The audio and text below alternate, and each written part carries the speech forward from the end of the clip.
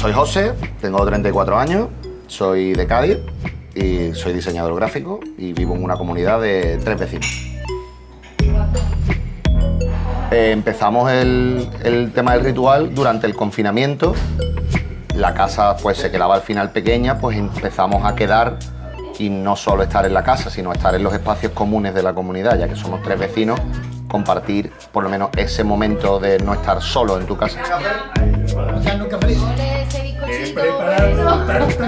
Normalmente las puertas de los 3 pisos están abiertas y las escaleras forman parte de una conexión entre los vecinos.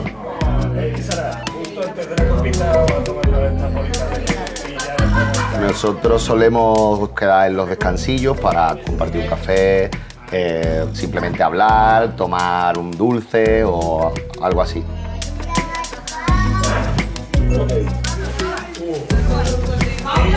Voy, mamá.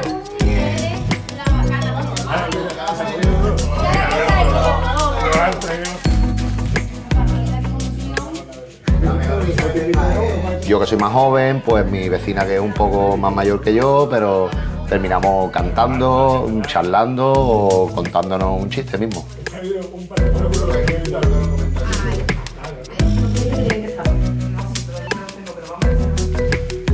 Los beneficios para nosotros de quedar y de hacer el Zika en la escalera es, ya que compartimos tanto tiempo juntos, pues nos conocemos un poco más.